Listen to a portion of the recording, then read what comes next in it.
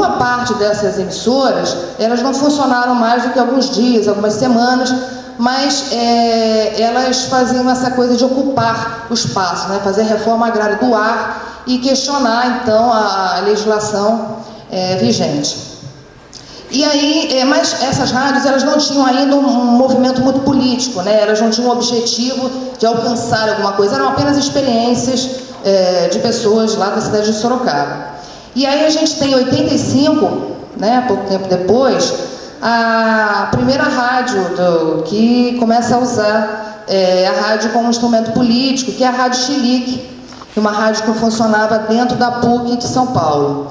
Ela foi muito importante porque ela deu exemplo para várias pessoas em São Paulo e depois em outros estados copiarem aquela forma de fazer o equipamento e também copiarem a forma de falar, porque a Chilique, ela tinha essa característica de usar humor, né? Era muito satírica, ela era extremamente política, mas conseguia unir humor e política, e por isso ela depois foi muito copiada. Em 86, 87, mais ou menos, ainda funcionava a Rádio Chilique. O Dentel mandou pessoas lá para fechar, né, a rádio. E quem estava lá na hora começou a chamar quem estava dentro da PUC para não permitir isso.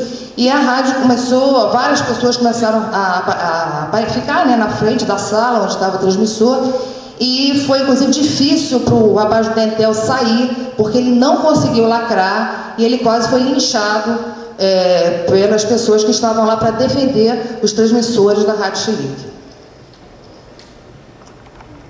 que é a Cooperativa de Rádios Amantes, a partir de um encontro em São Paulo, e a ABOLA, Associação Brasileira pelas Ondas Livres do Ar, do Rio de Janeiro. E aí eu registro, de novo, porque é importante, que essas organizações foram apenas criadas.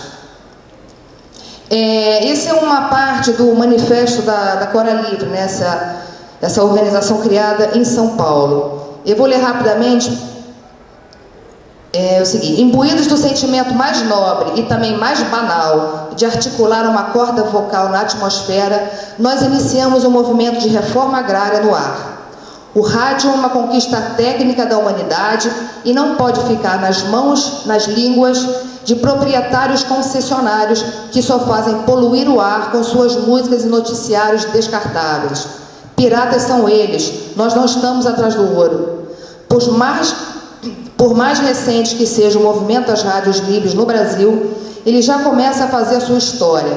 Mais de 20 grupos de jovens estão construindo seus transmissores. Sem falar nos movimentos sindical e popular que começam a namorar esta nova possibilidade de comunicar suas lutas de forma rápida e eficaz.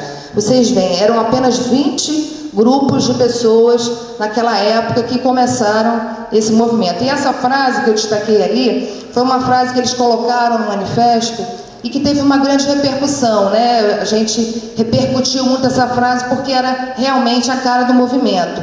As pessoas que faziam rádios livres nessa época estavam apenas interessadas em contestar, não estavam interessadas no dinheiro. Esse é um cartaz de um encontro que acabou resultando na Bola, né? Foi um encontro realizado no Circo Voador. Como vocês podem ver, teve até direito a show da Olivia Baito, Luz Melodia. A programação, acho que vocês podem ver ali, que é bem interessante e alternativa, né? Rádio Pirata no Ar, rifas, mar, turno do amor, rodinhas de ervas hilariantes, terminando com uma parada militar, né? Então, esse era o espírito das rádios na época, né? Se fazia política, sim, mas se fazia política com muito humor e brincadeira. Ele foi criado em 89 em São Paulo e ele tinha o objetivo de organizar e expandir as rádios junto aos movimentos sociais. Foi, na realidade, a primeira entidade que começou a funcionar que organizava as rádios de baixa potência. Próximo. Esse é um dos boletins do coletivo, apenas para ilustrar, que a gente até brincava muito com essa coisa de pirata, né? Porque já que falavam que a gente era, a gente usava essa imagem. O vinhado era que as rádios tivessem concessões municipais, em que o objetivo era que em cada cidade existisse um local em que você pudesse ir lá registrar a sua rádio. E aí, enquanto acontecia esse abaixo-assinado, mais ou menos nessa época também teve a nova Constituição, né? E a Constituição, no artigo 5º, coloca isso, é livre a expressão da atividade artística, intelectual, científica, de comunicação, independente de censura ou licença. E com base neste princípio, o coletivo de rádios livres conseguiu algumas legalizações em São Paulo, né? Se juntava-se uma documentação provando que aquela emissora não pretendia ter lucro, enfim. E alguns juízes começaram a dar autorizações de funcionamento. E foi então que o empresariado começou a se mexer e percebeu que apenas a Constituição seria ruim para eles. Então, eles aí começaram a batalhar por uma lei, né? Bom, a Abraço, né, a Associação Brasileira de Rádios Comunitárias, ela veio em agosto de 96, né, fez parte desse processo de discussão com o governo federal na época, e a lei que regulamenta as rádios comunitárias, ela veio em 98. Bom, as rádios comunitárias hoje têm como realidade um fechamento diário, né? Segundo a própria Abraço, a média é de 200 fechamentos por mês, né? E pior do que isso, junto com o fechamento, tem acontecido a criminalização dos dirigentes dessas rádios, dos dirigentes da Abraço e também do próprio ato de fazer radiodifusão comunitária, né? Então, agora, eles não apenas lacram os equipamentos, que é uma coisa que, por lei, eles sempre puderam fazer. Eles levam os equipamentos e criminalizam os dirigentes daquelas rádios. E a gente teve essa cena horrorosa da semana passada, da Anatel destruindo equipamentos, né, lá no aeroporto em São Paulo. Isso vocês devem ter visto, teve uma grande repercussão, apareceu na televisão, jornal, etc.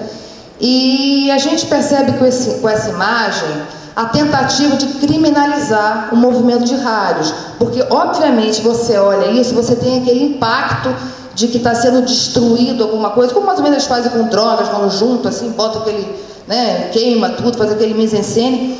E aí eles não dizem o seguinte: eles sequer poderiam retirar os transmissores dessas rádios. Eles têm direito sim de lacrar, mas não de fazer isso. Algumas emissoras conseguiram o direito de recuperar o equipamento, e aí tentavam recuperar esse equipamento, só que todos os equipamentos estão colocados juntos num determinado local. E mesmo que se consiga o direito de pegar legalmente esse equipamento, como é que você vai conseguir encontrá-lo no meio de milhares de outros equipamentos, né? Então sempre foi feita a coisa de um jeito para que fosse inviabilizada a continuação de qualquer rádio de baixa potência, comunitária ou livre.